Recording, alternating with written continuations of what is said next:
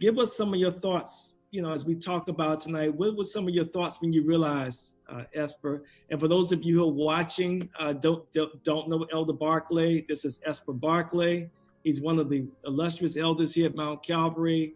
And a few weeks ago, I guess over a month ago now, he had contracted the COVID-19. Tell us what your thoughts were when you got that news. Well, when I originally went into the hospital, I went in for double pneumonia. And when they was testing me while I was in there, they realized that I had the virus because I didn't realize I had it. I thought I didn't. And from there, it just shocked me because I had no symptoms, I thought. But I didn't realize that until a doctor came in and told me, he said, yeah, you have double pneumonia, the lungs in bad shape, and also you have the virus. And that's where it started. Okay. All right. So they told you that you had the virus. What happened next? Well, they had me in a private room. And when they realized I had trouble breathing, one of the doctors said, no, we want to move him to ICU so we keep an eye on him. And from that point, be honest with you, that's all I remember until later on. Okay. Yeah. Well, his symptoms started before that. It was, we had gone to Jamaica on a family vacation in the middle of March and came back early because airports were shutting down. And the week after, I had noticed the entire time he was lethargic, just really always tired. And Esper's not one to sit down. He never sits still. So that to me was like, okay, something's off. He wasn't eating much, which is another thing. Anyone who knows my husband knows this man loves to eat. So him not wanting to eat and was tired all the time. And then towards the end of that week, the coughing came. And I initially thought maybe it was walking pneumonia. And I kept looking at the pretty much the comparison between the COVID-19 and pneumonia. And the symptoms seemed the same. So I begged him, please call your doctor. And when he finally did, like a week and a half later, he told them that he had a sinus infection. And so they prescribed antibiotics for that. But days later, he collapsed, literally fell, blacked out, called the paramedics. They came, they picked him up off the floor. He had no idea he was on the floor. And when they checked his vitals, they said, well, he seemed okay. But with the heightened coronavirus, they said, if you wanted to go to the hospital, we could take you, but your chances of contracting the virus is high. So he made the decision he would stay home. But by that weekend, his breathing was so labored that he was barely gasping for air. And we called the paramedics again the following Monday, and they took him in. And initially, the doctor said it was bilateral pneumonia. And the next day, the COVID-19 results came back as positive. And he was going through respiratory failure that Tuesday that they had to put him in a medically induced coma. And they kept him in it for 3.5 days, trying different medicines. And towards the third day, they're like, okay, we find something that's working. And then they woke him up. But the funny part towards all of that is I spoke with him Easter Sunday for the first time. He rose again, get it? Sorry, I had to throw that in there. But we were talking about Easter, what I was doing with the girls for Easter. And he said, wait, what day is it? And I said, it's Sunday. And he said, what, Sunday? I said, yeah, what day you thought it was? He said he thought it was Wednesday. So he had lost track of time. And, but by the middle of the next week, they said, you know what? We're sending him home. Mr. I want to ask you this question. When you heard that Elder had the virus, I mean, what did that do? I mean, what was your thoughts behind that? And then how did you react to your kids and yourself? I mean, did that make some difference in your home? It was, well, when we came back from Jamaica, we didn't really go anywhere except I went to the grocery store once. And so we didn't have any of the symptoms. It was crazy because myself and the kids had no symptoms whatsoever. Our family in Jamaica that we had seen, they all got tested. They did not have the virus, no symptoms. So initially we were just like, it had to be pneumonia because otherwise everyone else would have gotten sick. And when they took him and they said that he had pneumonia, I was like, okay, this is treatable. But it was the next day when they said he had the virus. Myself and the girls had to stay quarantined for 14 days. And then that news later on the day about respiratory failure and coma, that just, that's when it hit me like, this is more than just, hey, I'm not feeling well. I've gone past, Lord, help him to feel better with, Lord, please heal him. This has got to, he cannot go. This is not an option. And the prayers, I started escalating prayers here, there, everywhere. And I told him we had so many people praying for him and praying for us that I felt like it was a spotlight from earth going to heaven saying, hey, remember this one over here because we can't lose him. Was there any point that you felt that you might lose him? Yes. Was there, the what same was that like? When they told me that, I've been working from home, and when they told me what was going on, and the nurses said to me, they don't know what they're dealing with because they just don't know. And I got the fear in her voice. That's when it hit me, like I could, and I'm usually, this is me, calm. I try to keep my emotions in check, but I lost it and I screamed. I felt like every energy came up from my toes, from the bottom of my feet to my head. I exploded, and my big daughter, Allie, she came and she hugged me and she said, it's gonna be okay. The little one, I couldn't help the cries. And so the little one came and she's like, Mommy, are you real crying or fake crying? And I didn't want her to feel bad. So I told her I was fake crying. So she said, okay, do you want me to go get you real tissue or fake tissue? So, I was happy that I could sort of keep my challenge was keeping a sense of normalcy because I didn't want them to be afraid. Right. Wow, that's tremendous. I'm just listening to you and I'm just feeling the emotions that you might have been feeling. You oftentimes hear about patients who go into the hospital with COVID-19 and they have to be quarantined. The family can't be around them. They can't go in and visit. And that's what we're going to get to you in just a minute. I just want to know, Alicia, what was that like for you?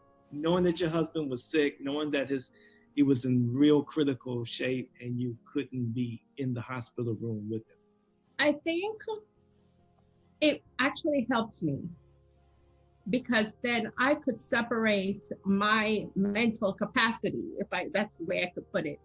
If I was to see him laying there and I could just imagine what he looked like, because Esper lost almost 30 pounds between when we got back from Jamaica to when he came home. He was so frail, he could hardly stand up. But, I needed to know that he was being taken care of. I harassed the nurses. I call him at least 3 times a day, but that was my way of making sure he was going to be okay. But if I had to go see him every day, I think it would be harder.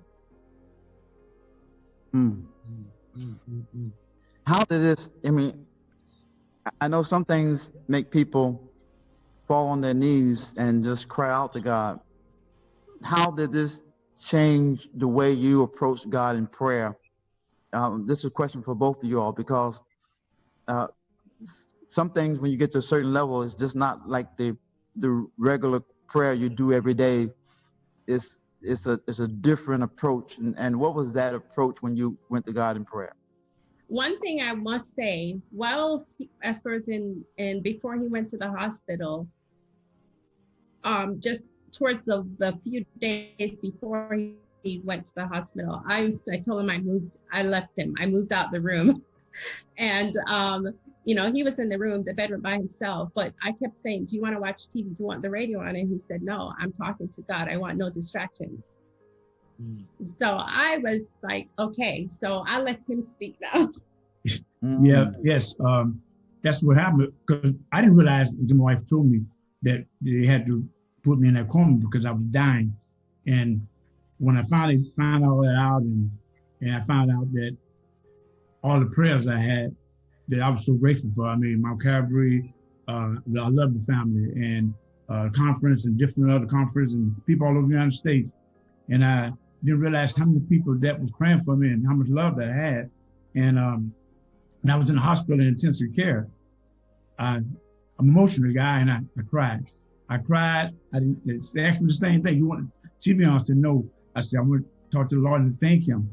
Thank him for all the prayers. Thank him for everything. And, you know, I have always been a part of praying for people, you know, different prayer chains. But when it came down to me, I never had that to happen because I never been this sick in this situation. And I realized what a great and awesome God we have. I realized what a great, awesome wife I have, because I knew when I came out of this, you know, I was so thankful because I thought about my family, my wife, and how wonderful she is and what she have done for me, you know, and what the kids. And I just said, God, she needs me just as much as I need her. And God gave me that chance. And I am so thankful for that. And I know he heard every single prayer that was put out there. Wow. Wow. Wow. Can I ask you this question?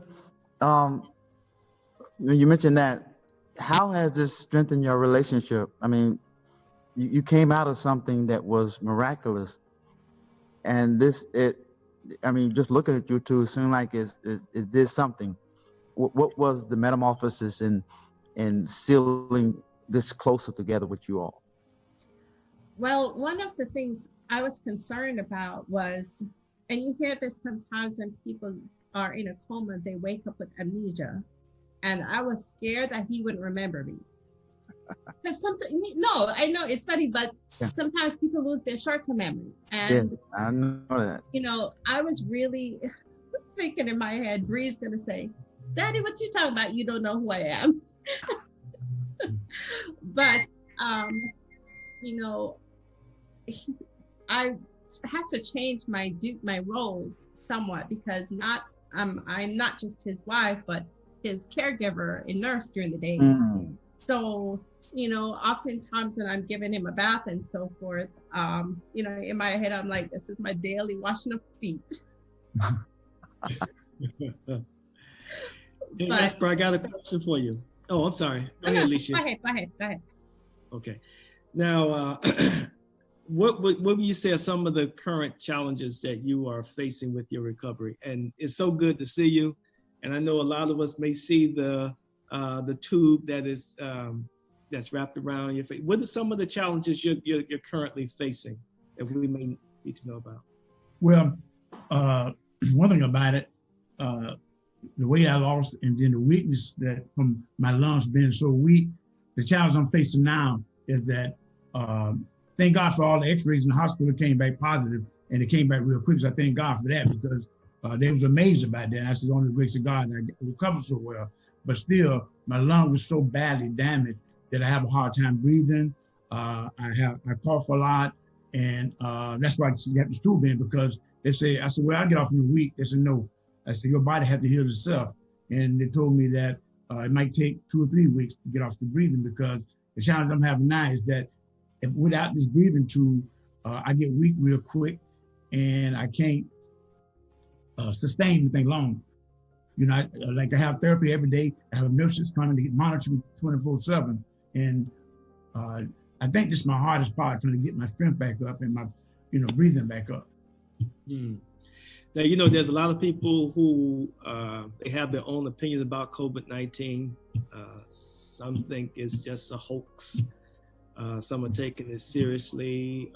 What is your message to those who may not think this COVID-19 is real? What's your message to them? I'm glad you asked that question, because I tell my family and everybody, I say, this is a serious thing. We don't know what's going on with this. And I'm a witness of that, because a lot of people died. Through the grace of God and prayer, I'm here.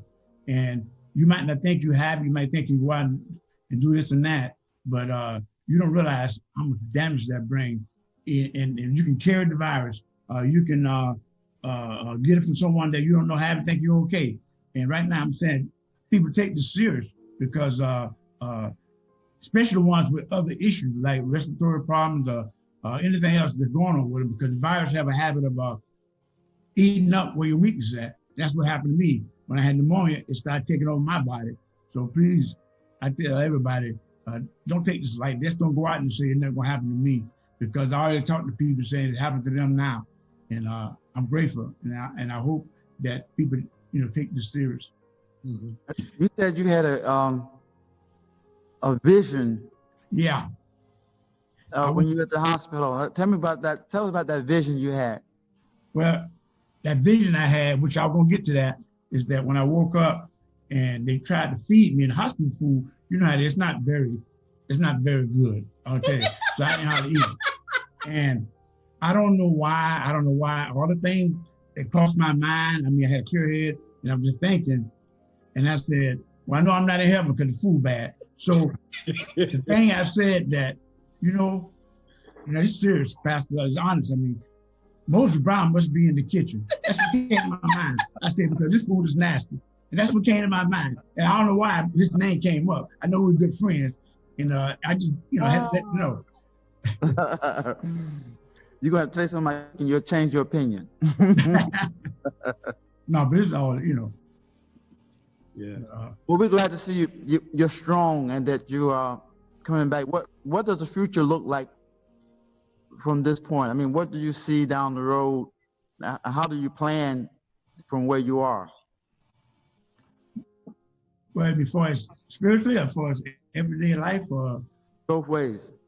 Well, spiritually, I know, I'm already working on that. I'm not saying I wasn't close to God, but I know what He done for me, and I am going to be a witness.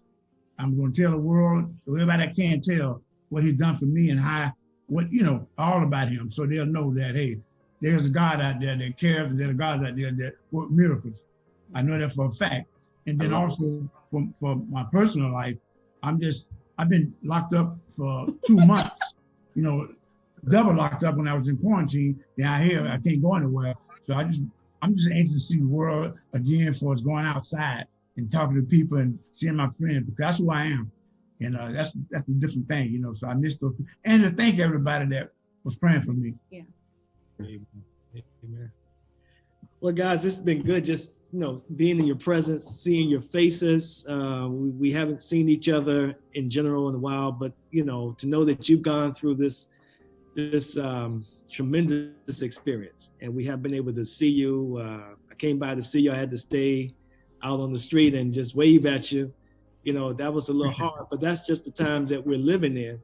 But it is good to see that, this has made a difference in your life. It seems that it's taken you to a whole different level and experience, and you have a message. You have a message for those who aren't taking this COVID-19 seriously, which we all should be taking it seriously. We all should be wearing our masks and social distancing. I want you all to know that while we're here at the church streaming, we're all walking around with masks until we're actually doing our part. We want to take it seriously. Dr. Brown has his mask, but folks, if you're listening to this, COVID-19 is serious. It's impacting lives, and we just want you to see a member of our church family whose life has been impacted, and great, thankfully and prayerfully, God brought you to this point, and it is no telling where He's going to take you next in this journey, or where your experience, your testimony will find itself in the life of someone else who really need to know, who need to know what to do during this time. Now, here's one final question, because see, you guys you have your faith, you were praying, and thankfully when this came up, you knew what to go, you knew what to do. You went to pray. What is your message? And either one of you can answer this question. What is your message to someone who may not have that kind of faith tonight? What would you say to that person who's just listening, trying to figure this whole thing out? What would you say to them? I would say is that people are there for you. And to me, it was a reminder that reassurance, I would say, that I had praying folks, and I didn't even realize the length of the extent to which we had prayers. I mean, even just recently, I spoke with one of my friends who lives in St. Pete, and she goes to Elam. She goes, "Oh yeah, we had Elam praying for you," and then we had members of Elam that were friends that had friends in New York that we had no idea who these people are. They're praying for us, and one neighbor, a friend of a neighbor, we don't even know this guy, but he's like, "Oh, your husband lives, we're praying for him too." So I realized that once you put it out there, if you have people that really truly care about you and they're believers, you don't have to worry about it. Just ask them to pray for you. And one of the things we've been doing is praying for everyone who's prayed for us. We're asking God we're giving back. And that's one of the things we definitely feel like it needs to happen. Is there a Bible verse that you have that pull you through? What was the Bible verse that you can throw out tonight? Cast your cares on him. Yeah. Yeah. Cast your cares on him. Amen. He cares for you. Yes. Amen. Thank you. Well, Barclays, we want to thank you so much for sharing your testimony, sharing your life with us, sharing your home with us, allowing us to come into, is that your living room, your dining room? Dining room. Allowing us to come into your dining room. I know that you are an outstanding cook. Yeah. Look forward to the day when we could feast at your table again. But thank you so much. We do pickups. That's right. We can't send Grubhub over there. But and also thank you for taking care of our friend and our elder Esper Barkley. You guys look amazing. Thank you. Amazing. Despite the tubes, you don't look like what you've gone through, elder. You don't look like what you've gone through. God has you on the mend. And I mean, give him haircuts and trim his beard and all that. I've become a barber as well. Oh, wow. All kinds of new things are happening there. Yeah. Awesome. That's awesome. He lucked out.